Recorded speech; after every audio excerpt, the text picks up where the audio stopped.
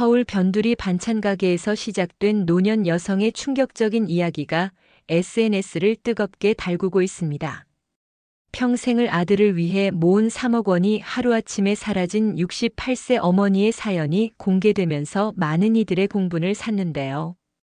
예상치 못한 가해자의 정체와 화분 속에 숨겨진 반전의 증거들. 그리고 이 모든 것을 이겨낸 한 여성의 용기 있는 싸움이 노년층 재산 범죄 예방에 경종을 울리고 있습니다. 과연 무슨 일이 있었던 걸까요? 지금부터 여러분께 그 특별한 이야기를 전해드리겠습니다. 여기서 잠깐 더 많은 이야기와 재미있는 콘텐츠를 놓치지 않으시려면 지금 바로 구독과 알림 설정을 해주세요. 여러분의 관심이 저희 채널에게 큰 힘이 됩니다. 정혜심은 반찬가게 문을 여느 때와 같이 새벽 5시에 열었습니다. 30년이 넘는 세월 동안 한결같은 시간이었죠. 거리는 아직 어둑했고 가로등 불빛만이 그녀의 부지런한 발걸음을 비추고 있었어요. 식당 주인들이 아침 준비를 위해 일찍 나와 반찬을 사가는 시간이니까요. 정혜심의 김치와 장아찌는 이 동네에서 모르는 사람이 없을 정도로 유명했습니다. 어머님, 오늘도 일찍 나가세요. 며느리 강세미의 목소리가 현관에서 들려왔어요. 머리카락이 부스스한 채로 하품을 하며 서 있는 세미의 모습에 정혜심은 미안한 마음이 들었습니다. 괜찮아. 너는 더 자. 아직 6시도 안 됐잖니. 정혜심은 따뜻하게 웃으며 대답했어요. 세미는 눈을 비비며 고개를 저었습니다. 아니에요. 어머님 도와드릴게요. 준혁이는 오늘 야근이라 늦게 들어온다고 했으니 제가 가게에 같이 가볼게요. 정혜심은 마음속으로 흐뭇해했습니다. 처음 아들이 세미를 데려왔을 때만 해도 걱정이 많았어요. 도시에서 자란 아가씨가 자신의 소박한 삶을 견딜 수 있을까 하는 생각이 들었죠. 하지만 세미는 의외로 적응을 잘했습니다. 결혼 후에도 같이 살며 도와드릴게요라며 먼저 동거를 제안했을 때는 정말 놀랐었죠. 가게에 도착한 두 사람은 각자 맡은 일을 시작했어요. 정혜심은 전날 절인 배추로 김치를 담그기 시작했고 세미는 반찬통을 정리하며 진열대를 닦았습니다. 오전 7시가 되자 첫 손님들이 하나둘 들어오기 시작했어요. 혜심씨, 오늘도 일찍 나왔네. 동네에서 분식집을 하는 최씨 아저씨가 환한 웃음을 지으며 들어왔어요. 정혜심은 미소로 화답하며 준비해둔 깍두기를 내밀었습니다. 어제 담근 거예요. 양념 좀 더 넣어서 매콤하게 했으니까 손님들이 좋아할 거예요.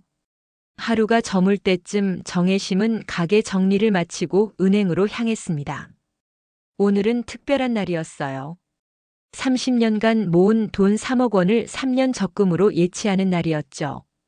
반찬 가게를 정리하고 은퇴할 때 쓸 돈이었습니다. 어머님, 그렇게 큰 돈을 모으셨다니 대단하세요. 세미의 눈이 동그래졌어요. 정혜심은 겸연쩍게 웃으며 통장을 가방에 넣었습니다. 평생 한 푼, 두 푼 모은 거야. 너희들 나중에 쓰라고 남겨두는 거니까 걱정 말고. 집으로 돌아가는 길, 정혜심은 현관 앞 작은 화단에 심어진 진달래를 보며 미소 지었어요. 남편이 살아있을 때 함께 심었던 꽃이었죠. 매년 봄이면 화사하게 피어나 정혜심의 마음을 따뜻하게 해주는 꽃이었습니다. 다음 주에 꽃이 필 것 같네요. 작년보다 더 예쁘게 필 거예요, 어머님. 세미가 진달래 잎을 살며시 쓰다듬으며 말했어요. 정혜심은 고개를 끄덕였습니다. 오늘따라 마음이 평온했죠. 아들과 며느리가 있고 평생 일한 대가로 모은 돈도 있으니 앞으로의 노후가 두렵지 않았습니다. 하지만 정혜심은 이 평화로운 일상이 얼마나 빨리 무너질지 알지 못했어요. 그녀가 그토록 아끼던 진달래처럼 그녀의 살도 곧 예상치 못한 서리를 맞게 될 줄은 꿈에도 몰랐습니다. 세미와 함께 살기 시작한 지 6달이 지났습니다. 겉으로는 평화롭고 화목해 보였지만 정혜심은 미묘한 변화를 느끼기 시작했어요. 부엌에서 일하고 있으면 세미가 다가와 어머님 제가 할게요. 손 베이실라 하며 자리를 대신했습니다. 처음에는 고마웠지만 점점 그런 순간들이 많아졌죠. 오늘은 내가 김치찌개 끓일게. 정혜심이 말하자 세미가 재빨리 나섰어요. 어머님은 쉬세요. 제가 끓일게요. 요즘 유튜브에서 배운 새로운 방법이 있거든요. 정혜심은 말없이 거실로 물러났습니다. 아침마다 해오던 밥상 차리기도 반찬 준비도 어느새 세미의 몫이 되어버렸어요. 그녀의 영역은 조금씩 줄어들고 있었습니다. 어느 날 저녁 준혁이 퇴근했을 때였죠. 식탁에는 세미가 준비한 화려한 요리가 가득했어요. 정혜심이 평생 해온 전통 방식의 요리와는 사뭇 달랐습니다. 와, 오늘 뭐가 이렇게 많아? 준혁이 감탄하며 말했어요. 세미는 자랑스럽게 웃었습니다. 요즘 배운 레시피들이에요. 어머님 음식은 너무 짜서 준혁이 혈압에 안 좋을 것 같아서 저염식으로 바꿔봤어요. 정혜심은 그 말에 가슴이 찔렸어요. 자신의 요리가 아들 건강에 해롭다니. 그녀는 물잔을 꾹 쥐었습니다. 엄마 음식도 맛있지만 세미가 만든 것도 괜찮네. 준혁이 어색하게 웃으며 말했어요. 정혜심은 억지로 미소를 지었지만 가슴속에서는 쓸쓸함이 피어났습니다. 시간이 흐를수록 정혜심은 점점 더 가정 안의 손님이 되어갔어요. 세미가 집안 분위기를 완전히 장악해버린 것이죠. 벽에 걸려있던 정혜심과 남편의 옛 사진들은 세미가 고른 모던한 인테리어 소품으로 대체되었습니다. 거실 소파의 자리도 TV 리모컨을 놓는 위치도 어느새 바뀌어 있었어요. 복지관에서 친구로 지내는 박말수는 정혜심의 변화를 금방 알아챘습니다. 요즘 왜 이렇게 얼굴이 어두워? 무슨 일 있니? 말순의 물음에 정혜심은 한숨을 쉬었어요. 내가 집에서 쓸모없는 사람이 된 것 같아. 세미가 모든 걸 다 하니까. 말순은 걱정스러운 표정으로 정혜심의 손을 잡았습니다. 그 애가 너무 나서는 거 아니야? 너도 할 일이 있어야지. 요즘 젊은 애들은 좀 그래. 정혜심은 고개를 저었어요. 세미는 나쁜 애가 아니야. 그저 젊은 아이답게 집을 꾸미고 싶은 거겠지. 내가 나이가 들어서 그런가 봐. 하지만 마음속 깊은 곳에서는 불안감이 자라고 있었습니다. 특히 준혁이 점점 무관심해지는 것 같아 더 서글펐어요. 예전에는 엄마 오늘 피곤해 보이네. 내가 도와줄까? 라고 물어보던 아들이었는데 이제는 대부분의 시간을 세미와 보내며 정혜심과는 대화가 줄어들었습니다. 어느 저녁 정혜심은 진달래 화분에 물을 주고 있었어요. 꽃잎이 활짝 피어 있었지만 왠지 모르게 쓸쓸해 보였습니다. 문득 정혜심은 지갑에서 남편 사진을 꺼내 보았어요. 당신이 있었다면 이런 일은 없었을 텐데. 정혜심의 눈에서 눈물이 흘렀습니다. 그때 세미의 목소리가 들렸어요. 어머님 저녁 드세요. 오늘은 제가 특별히 닭백숙을 했어요. 정혜심은 서둘러 눈물을 닦고 집 안으로 들어갔습니다. 식탁에 앉자 준혁이 무심코 물었어요. 엄마 은행에 가봤어? 적금 잘 들어가고 있어? 정혜심은 고개를 끄덕였습니다. 3억 원이 든 통장과 도장은 옷장 맨 아래 칸에 잘 보관해 두었죠. 가끔씩 확인하는 게 마음의 안정을 주었어요. 걱정 마. 잘 있어. 그날 밤 정혜심은 이상하게 잠이 오지 않았습니다. 창문 너머로 보이는 진달래가 달빛에 흔들리는 모습이 왠지 불안해 보였어요. 마치 무언가 경고하는 것처럼 말이죠. 정혜심은 옷장으로 가서 통장이 있는지 확인했습니다. 다행히 그곳에 잘 있었어요. 하지만 그녀의 마음속 불안은 쉽게 가라앉지 않았습니다. 봄이 깊어가는 어느 날 정혜심은 달력을 보다가 문득 적금 만기일이 한 달 앞으로 다가왔음을 깨달았습니다. 3번의 봄을 지나 어느덧 3년이 흘렀다는 게 믿기지 않았어요. 그녀는 만기 후에 어떻게 할지 생각해 보기 위해 은행에 가보기로 했죠. 오늘은 어디 가세요, 어머님? 세미가 현관에서 정혜심을 발견하고 물었습니다. 정혜심은 잠시 망설이다 대답했어요. 은행에 좀 볼 일이 있어서. 제가 대신 다녀올까요? 오늘 날씨가 덥다던데. 정혜심은 고개를 저었습니다. 아니, 내가 직접 가봐야 해. 적금 만기일이 얼마 안 남아서 말이야. 세미의 눈빛이 잠깐 변하는 듯 했지만 곧 평소처럼 환하게 웃었어요. 그럼 조심히 다녀오세요. 햇살이 따스한 오전, 정혜심은 동네 은행으로 향했습니다. 3년 전과 똑같은 길이었지만 마음은 더 무거웠어요. 이상하게도 마음속에 불안이 자리 잡고 있었죠. 은행에 도착해 번호표를 뽑고 기다리는 동안 정혜심은 앞으로의 계획을 세웠습니다. 아마도 돈의 일부는 아들 준혁에게 주고 나머지는 노후 생활비로 쓰면 좋을 것 같았어요. 그리고 요즘 자주 가는 복지관에 작은 기부도 해볼까 생각했죠. 정혜심 고객님, 3번 창구로 오세요. 드디어 정혜심의 차례가 왔어요. 그녀는 통장을 꺼내 들고 은행원 앞에 앉았습니다. 안녕하세요. 제 적금이 다음 달에 만기가 되는데 그때 어떻게 해야 할지 상담하러 왔어요. 은행원은 컴퓨터를 확인하더니 의아한 표정을 지었습니다. 죄송합니다만 고객님의 적금은 이미 지난 3월에 해지되었는데요. 정혜심은 순간 귀를 의심했어요. 뭐라고요? 그럴 리가 없는데. 제가 해지한 적이 없어요. 은행원은 다시 컴퓨터를 확인했습니다. 시스템에는 3월 15일에 본인이 직접 방문하셔서 해지하신 것으로 기록되어 있습니다. 인감도장과 신분증을 지참하셨고요. 정혜심의 얼굴이 하얗게 변했어요. 그녀는 떨리는 손으로 가방을 뒤적여 통장을 꺼냈습니다.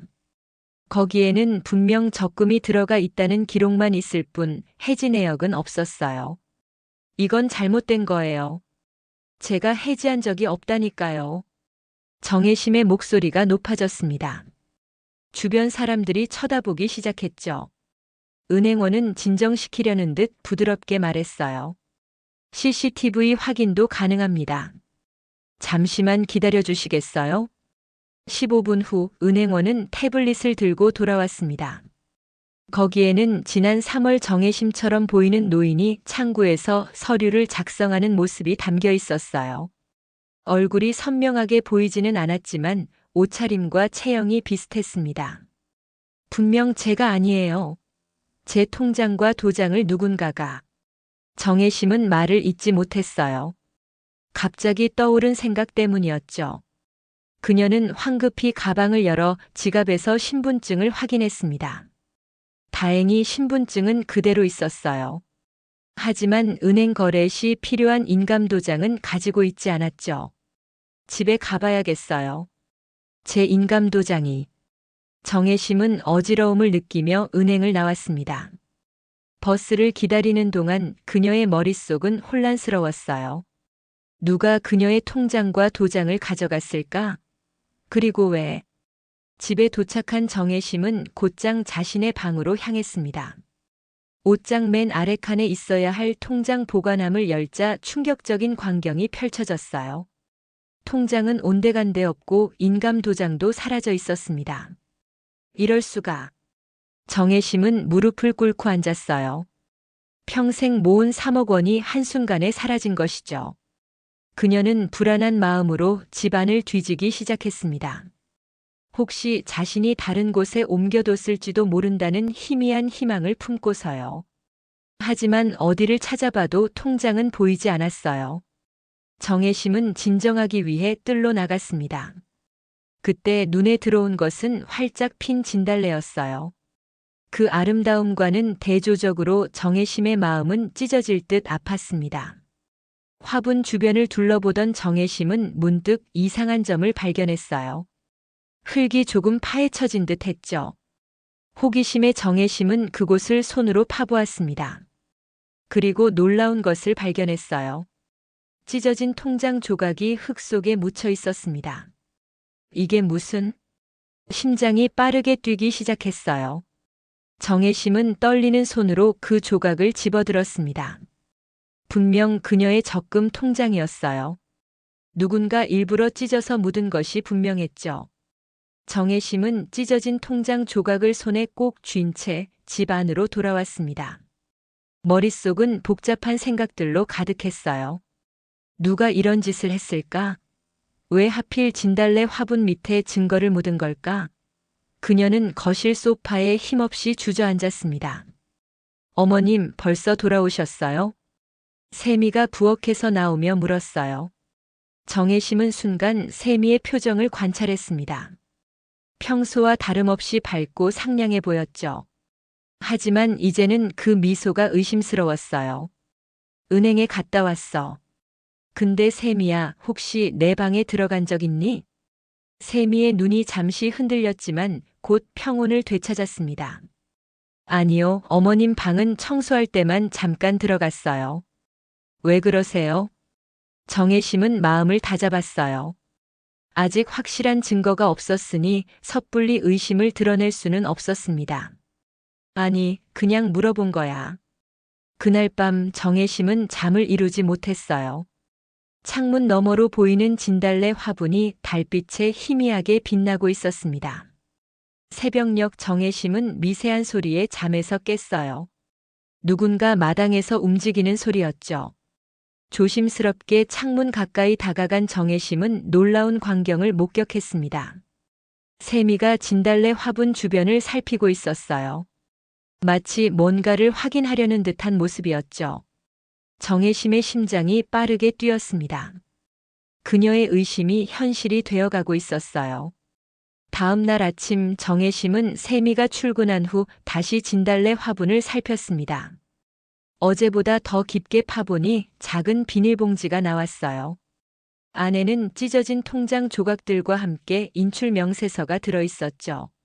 명세서에는 3억 원이 한꺼번에 인출된 기록이 선명하게 적혀 있었습니다. 이럴 수가. 세미가 정말. 정혜심의 손이 떨렸어요. 하지만 그녀는 냉정함을 유지하려 노력했습니다. 증거를 모아야 했죠. 정혜심은 발견한 것들을 안전한 곳에 보관한 후 복지관으로 향했어요. 친구 박말순이 기다리고 있을 테니까요. 혜심아, 얼굴이 왜 그래? 무슨 일 있었니? 말순은 정혜심의 창백한 얼굴을 보고 놀랐습니다. 정혜심은 모든 일을 말순에게 털어놓았어요. 적금이 사라진 일, 진달래 화분에서 발견한 증거들, 그리고 세미에 대한 의심까지. 세상에 그런 일이 있었다니. 경찰에 신고해야 하는 거 아니야? 말순의 제안에 정혜심은 고개를 저었습니다. 아직은 안 돼. 확실한 증거가 더 필요해. 그리고 준혁이한테도 말해야 하는데 과연 내 말을 믿어줄까? 말순은 정혜심의 손을 꼭 잡아주었어요. 당연히 믿어야지. 그 애가 아무리 아내를 사랑한다고 해도 어머니의 전 재산을 훔친 사람을 두둔할 수는 없을 거야. 그날 저녁 정혜심은 용기를 내어 준혁에게 모든 일을 털어놓았습니다. 하지만 반응은 예상과 달랐어요. 엄마, 그게 무슨 소리야? 세미가 왜 그런 짓을 해? 엄마가 뭔가 착각하신 거 아니에요? 준혁의 목소리에는 의심이 가득했습니다. 정혜심은 진달래 화분에서 찾은 증거들을 보여주었어요. 이게 어떻게 착각이야? 내 통장이 찢어져서 화분에 묻혀 있었다고. 준혁은 증거를 보고도 고개를 저었습니다. 엄마가 깜빡하고 그런 거 아니에요? 요즘 가끔 물건 둔 곳도 잊어버리시잖아요. 그 말에 정혜심은 가슴이 아팠어요. 아들이 자신보다 세미의 편을 들고 있다는 사실이 너무나 고통스러웠습니다. 내가 비록 나이는 들었지만 머리는 멀쩡해. 내 돈이 사라졌다는 건 확실해. 정혜심의 단호한 목소리에도 준혁은 쉽게 믿으려 하지 않았어요. 그때 세미가 퇴근하고 돌아왔습니다. 그녀는 거실의 긴장된 분위기를 금방 눈치챘죠. 무슨 일 있어요? 준혁이 설명하자 세미는 놀란 표정을 지었습니다. 어머님, 저를 의심하시는 거예요? 제가 어떻게 그런 짓을? 세미의 눈에 눈물이 고였어요. 정혜심은 마음이 흔들렸지만 방 안에 CCTV를 떠올렸습니다. 며칠 전 준혁이 설치해준 작은 카메라였죠. 혹시 그곳에 뭔가 찍혀 있을지도 모른다는 생각이 들었어요. 준혁아, 내가 설치해준 카메라 확인해 볼 수 있을까? 준혁은 의아한 표정을 지었지만 노트북을 가져와 CCTV 영상을 확인하기 시작했습니다. 영상을 돌려보던 중 놀라운 장면이 나타났어요.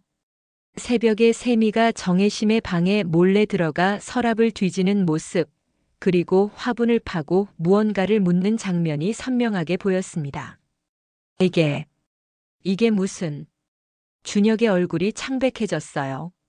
세미는 말없이 서 있다가 갑자기 방으로 달려갔습니다.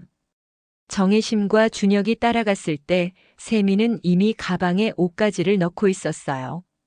세미야, 이게 어떻게 된 일이야? 설명해봐. 준혁의 목소리가 떨렸습니다. 세미는 차갑게 웃으며 대답했어요. 설명할 게 뭐 있어? 이제 와서 들킨 것뿐이잖아. 정혜심과 준혁은 세미의 냉담한 말에 충격을 받았습니다. 준혁이 처음으로 아내에게 목소리를 높였어요. 무슨 소리야? 엄마의 돈을 내가 가져갔다는 거야? 세미는 옷가지를 가방에 넣으면서 대답했습니다. 증거도 봤으면서 무슨 설명이 더 필요해요? 그래요, 내가 가져갔어요. 어차피 노인네 돈은 자식이 쓰는 거 아닌가요? 그 말에 정혜심은 심장이 찢어지는 듯한 고통을 느꼈어요. 30년간 반찬 가게를 하며 한 푼 두 푼 모은 돈이었습니다. 그것도 준혁을 위해 그리고 자신의 노후를 위해 아끼고 또 아꼈던 돈이었죠. 세미야, 어떻게 그럴 수가 있니? 정혜심의 목소리가 떨렸어요. 세미는 짐을 싸면서도 거침없이 말을 이어갔습니다. 어머님, 저 5년 동안 얼마나 참았는지 아세요? 시골에서 올라온 시어머니 밥 해주고 빨래 해주고. 그 돈이면 충분하지 않나요? 준혁이 세미의 팔을 붙잡았습니다.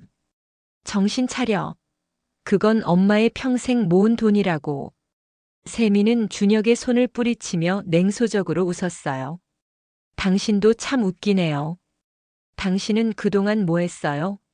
어머니와 제 사이에서 아무것도 모르는 척하면서 편한 쪽만 골라가며 살았잖아요.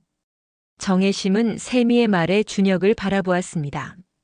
아들의 얼굴에는 당혹감과 죄책감이 교차했어요. 정혜심은 갑자기 무척 지친 느낌이 들었습니다. 그녀는 천천히 소파에 앉았어요.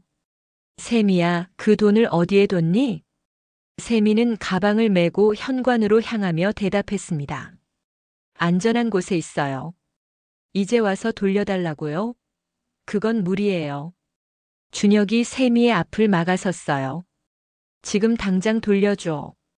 그렇지 않으면 경찰에 신고할 거야. 세미의 표정이 처음으로 흔들렸습니다. 그녀는 잠시 생각하더니 말했어요. 좋아요. 2억은 돌려줄게요. 하지만 1억은 저의 5년 고생값으로 받을게요. 준혁은 분노에 찬 목소리로 소리쳤습니다. 무슨 소리야? 전액 다 돌려줘. 세미는 준혁의 얼굴을 똑바로 보며 대답했어요. 그럴 수 없어요. 내가 이 일을 혼자 한 것도 아니고. 그 말에 정혜심과 준혁은 의아한 표정을 지었습니다. 세미는 차갑게 웃으며 말을 이었어요. 사실 이건 처음부터 계획된 거였어요. 당신과 결혼한 이유도 어머님과 함께 사자고 제안한 것도 모두 이 돈 때문이었죠. 정혜심은 머리가 어지러웠습니다. 그동안의 모든 일들이 거짓이었다니. 정혜심은 가슴이 무너져 내리는 듯한 느낌을 받았어요. 어떻게 그런 마음으로 5년을 살 수 있었니? 세미는 어깨를 으쓱했습니다. 연기였다고 생각하면 돼요. 힘들긴 했지만 3억이면 충분한 보상이잖아요.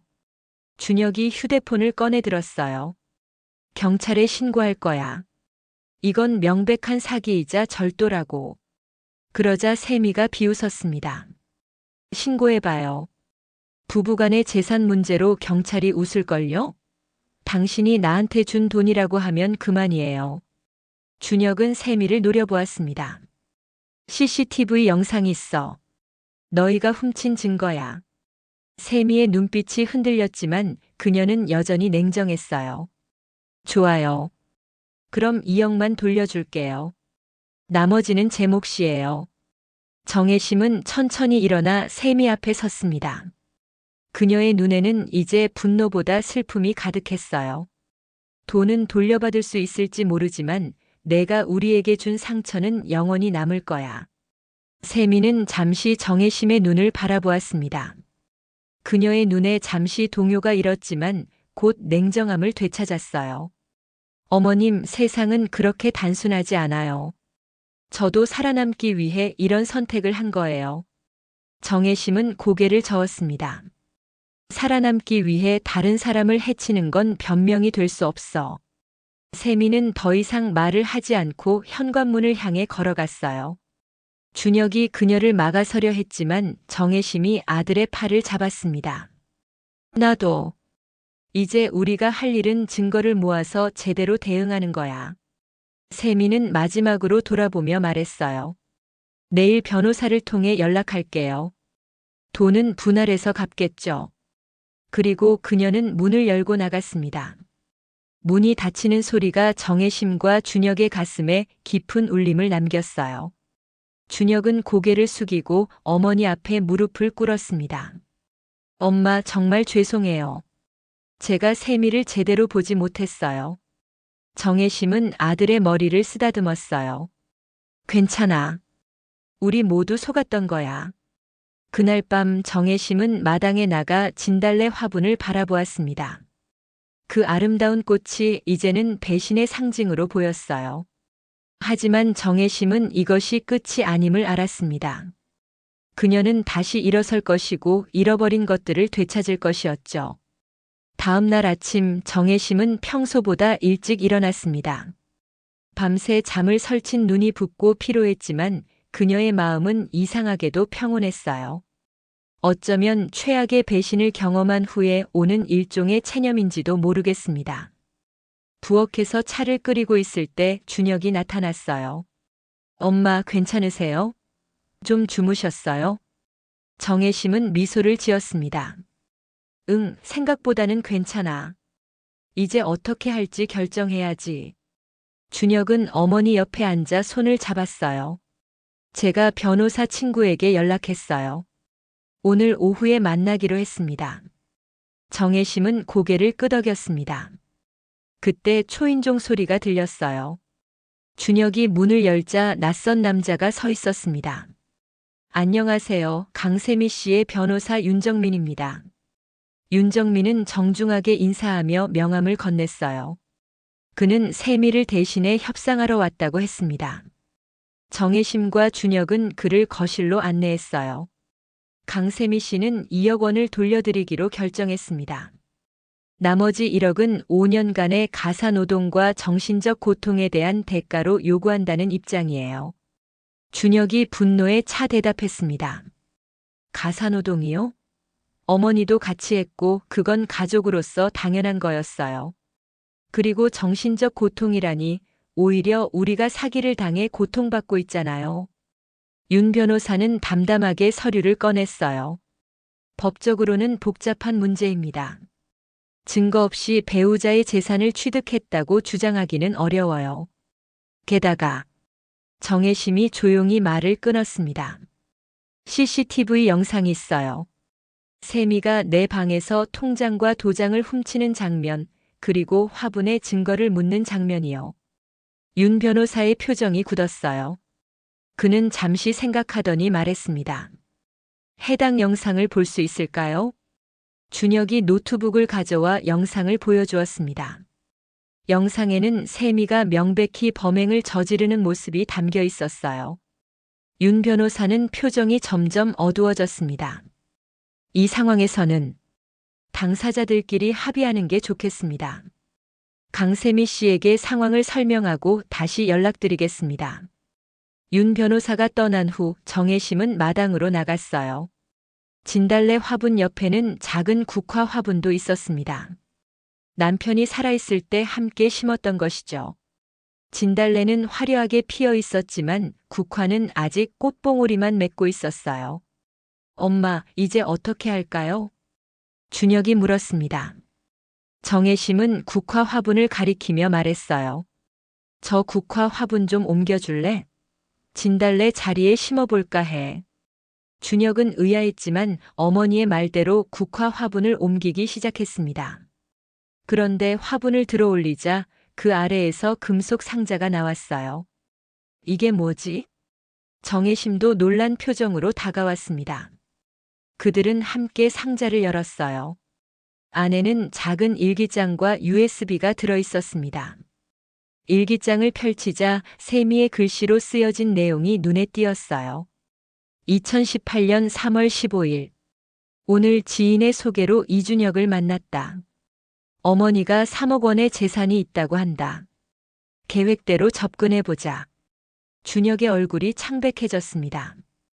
더 넘기자 계획적으로 준혁에게 접근하고 결혼 후 정혜심의 돈을 노리는 내용이 상세히 적혀 있었어요. 심지어 공범의 이름까지 있었습니다. 이걸 세미가 숨겼다가 어떻게 알고 있었어요? 정혜심은 쓸쓸하게 웃었어요. 몰랐어. 그저 국화가 문득 눈에 띄었을 뿐이야. 남편이 항상 눈에 띄는 건화, 마음에 띄는 건국화라고 했거든. 그들은 USB를 노트북에 연결했습니다. 안에는 세미와 공범들이 정혜심의 돈을 노리고 계획을 세우는 녹음 파일과 메시지들이 있었어요. 이것은 명백한 증거였습니다. 준혁은 즉시 경찰에 신고했어요. 몇 시간 후 경찰이 집에 도착했습니다. 정혜심과 준혁은 모든 증거를 제출했어요. 경찰은 세미를 찾아 체포하겠다고 약속했습니다. 다음 날 지역 뉴스에 노인을 대상으로 한 계획적 재산 사기 사건이 보도되었어요.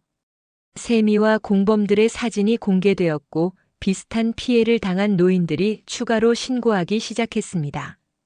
정혜심은 집 앞에 몰려든 기자들에게 당당하게 말했어요.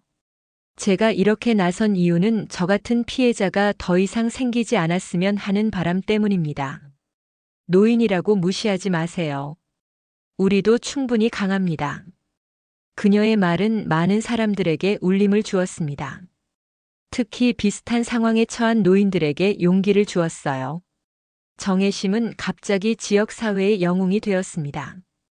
일주일 후 세미는 공항에서 출국하려다 체포되었어요. 그녀의 계좌에서 2억 7천만 원이 발견되었고 모두 정혜심에게 반환되었습니다. 나머지 3천만 원은 이미 공범들에게 나눠준 상태였죠. 정혜심은 복지관에서 노인 재산 보호 소모임을 만들었어요. 비슷한 경험을 한 노인들이 모여 서로의 이야기를 나누고 법률 전문가를 초청해 조언을 듣는 모임이었습니다. 그녀는 처음으로 자신만의 역할을 찾은 것 같았어요. 정혜심의 이야기는 점점 더 많은 사람들에게 알려졌습니다. 지역 신문뿐만 아니라 전국 방송에서도 그녀의 용기를 다룬 특집 프로그램이 방영되었어요. 진달래 화분 아래 숨겨진 진실이라는 제목으로 말이죠. 정혜심은 처음에는 이런 관심이 부담스러웠지만 자신의 경험이 다른 노인들에게 도움이 된다는 생각에 인터뷰에 응하기 시작했습니다. 저는 그저 제 돈을 되찾기 위해 노력했을 뿐인데 이렇게 많은 분들이 공감해 주시니 오히려 제가 감사합니다. 정혜심의 솔직한 이야기는 많은 노인들의 마음을 움직였어요. 비슷한 경험을 한 사람들이 용기를 내어 자신의 이야기를 털어놓기 시작했죠. 복지관의 노인 재산 보호 소모임은 회원이 20명을 넘어섰고 변호사와 경찰관이 정기적으로 방문해 법률 상담을 제공했습니다. 세미의 재판은 6달 동안 진행되었어요. 그녀는 결국 사기죄와 절도죄로 징역 3년을 선고받았습니다. 정혜심은 재판장에서 세미를 마주했을 때 예상과 달리 분노보다는 연민을 느꼈어요. 왜 그런 선택을 했니? 재판이 끝난 후 정혜심이 물었습니다. 세미는 처음으로 진심 어린 표정을 지었어요. 어릴 때부터 늘 부족했어요. 돈도 사랑도. 한번 쉽게 돈을 벌 수 있다는 유혹에 빠지니까 빠져나올 수 없었죠. 정혜심은 고개를 끄덕였습니다. 이해한다는 뜻은 아니었지만 세미의 선택이 어디서 비롯되었는지는 알 것 같았어요. 용서해달라는 말은 안 할게요. 하지만 진심으로 미안해요. 세미의 말에 정혜심은 아무 말도 하지 않았습니다. 그저 조용히 재판장을 나왔어요. 용서는 아직 멀었지만 적어도 정혜심은 이제 과거에 묶여있지 않다고 느꼈습니다. 준혁은 재판이 진행되는 동안 많이 변했어요. 어머니에 대한 미안함과 죄책감으로 더 자주 연락하고 주말마다 찾아왔습니다. 그는 부산지사로 발령받게 되었다는 소식을 전했어요. 엄마, 저 부산으로 가게 됐어요. 새로운 시작을 하고 싶어요. 정혜심은 아들의 손을 잡았습니다. 그래, 가서 새 출발을 해. 너무 자책하지 마. 우리 모두 배운 거야. 준혁이 부산으로 떠난 후 정혜심은 집을 정리하기로 결정했어요. 너무 많은 기억이 담긴 이 집에서는 새로운 시작을 하기 어렵다고 느꼈기 때문입니다. 그녀는 작은 아파트를 구입했어요. 진달래 화분은 버리고 대신 국화 화분을 새 집 베란다에 두었습니다. 말순 씨 이사했어요. 새 집 구경하러 오세요. 말순은 정혜심의 새 아파트를 방문해 감탄했어요. 혜심아, 이제 달라진 것 같아. 눈빛이 더 맑아졌어. 정혜심은 웃었습니다. 그런가요? 저도 뭔가 달라진 것 같아요. 더 이상 누군가에게 의존하지 않고 제 삶은 제가 책임지겠다고 마음먹었거든요. 새 집에서의 생활은 활기찼습니다. 정혜심은 복지관 활동 외에도 동네 장애인 센터에서 반찬 봉사를 시작했어요. 그녀의 손맛은 여전히 최고였습니다. 사람들은 그녀의 김치와 장아찌를 기다렸죠. 어느 날 복지관에서 강연을 마치고 나오는데 낯선 여성이 다가왔어요. 정혜심 어머님이시죠? 저는 서지연이라고 합니다. 준혁 씨와 같은 회사에서 일하고 있어요. 정혜심은 호기심 어린 눈으로 지연을 바라보았습니다. 지연은 환한 미소를 짓고 있었어요. 준혁 씨가 어머님 이야기를 많이 해주셨어요. 정말 대단하신 것 같아 한번 찾아뵙고 싶었습니다. 정혜심은 지연과 차를 마시며 이야기를 나눴어요. 지연은 솔직하고 따뜻한 성격이었습니다. 그녀는 자신이 준혁과 친구로 지내다 최근에 가까워졌다고 말했어요.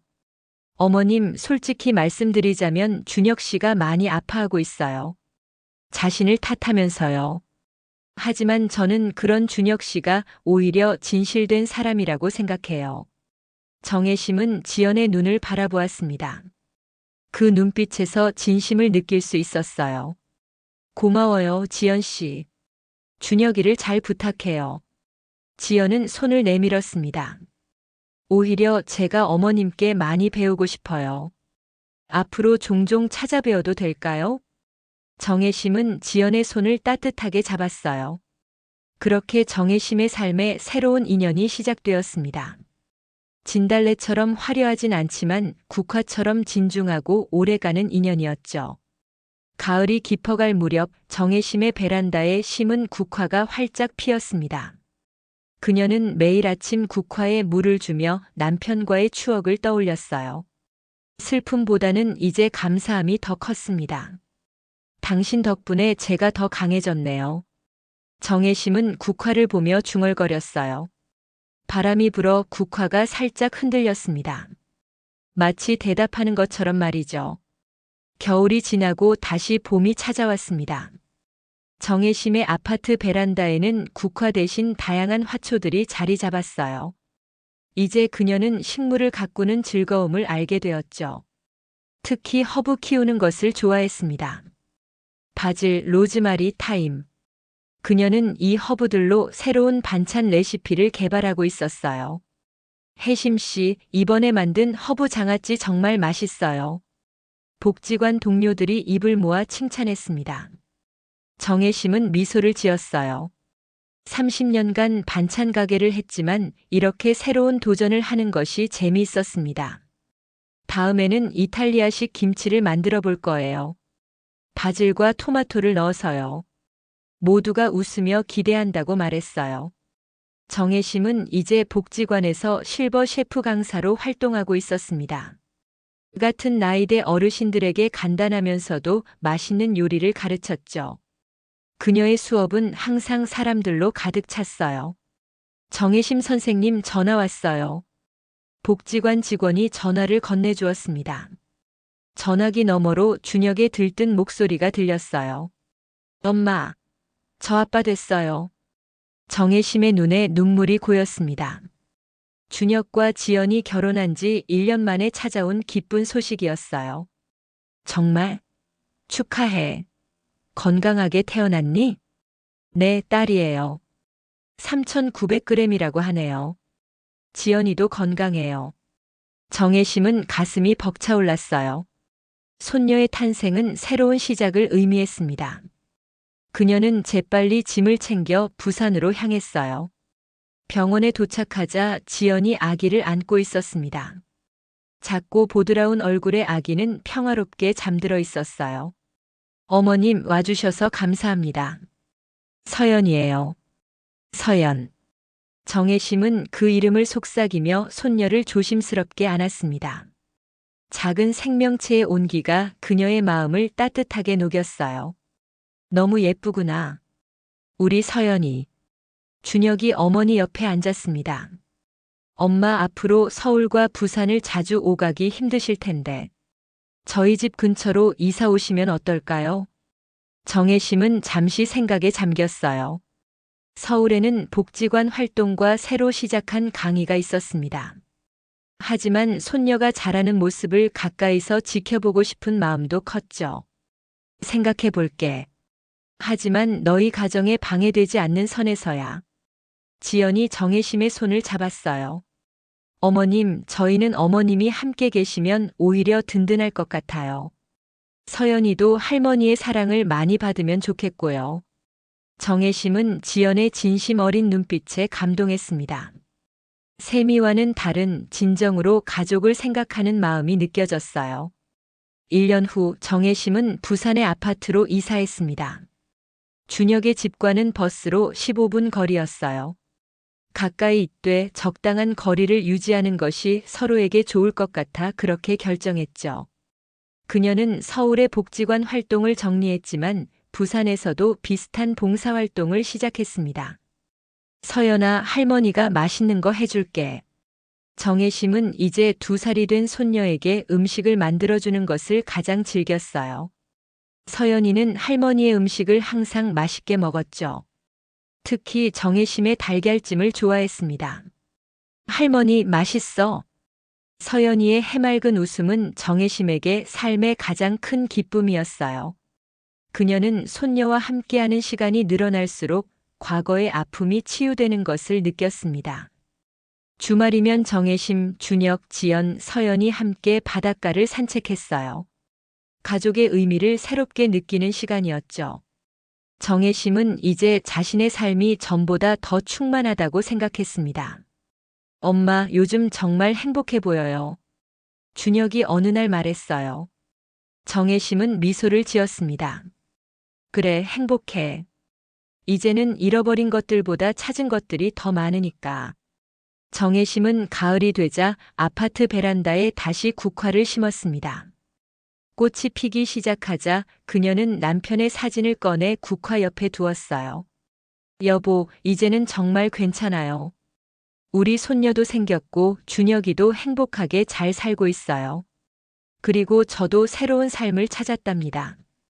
저녁 노을이 베란다를 물들였습니다. 국화는 그 빛을 받아 더욱 화사하게 빛났어요. 정혜심은 이제 자신이 진정한 봄을 맞이했다고 느꼈습니다. 진달래가 아닌 국화가 피는 인생의 봄이었죠. 엄마, 저희 집에서 저녁 먹어요. 지연이가 특별히 음식을 준비했대요. 준혁의 전화에 정혜심은 서둘러 준비했습니다. 그녀는 거울을 보며 살짝 웃었어요. 예전보다 주름은 많아졌지만 눈빛은 더 생기 있게 빛나고 있었습니다. 정혜심은 국화 한 송이를 꺾어 가방에 넣었어요. 오늘 밤 그녀는 새로운 가족과 함께 지난날의 고통을 완전히 보내고 앞으로의 날들을 축복하고 싶었습니다. 그 꽃 아래서 잃어버렸던 것들보다 이제는 그 꽃과 함께 찾은 것들이 더 소중했으니까요.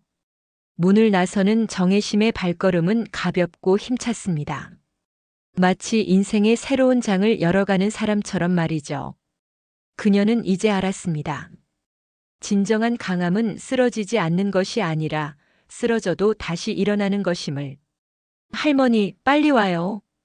멀리서 서연이의 목소리가 들려왔어요. 정혜심은 웃으며 발걸음을 재촉했습니다. 그녀의 인생은 아직 끝나지 않았어요. 오히려 더 풍요롭고 의미 있는 이야기가 이제부터 시작되고 있었습니다.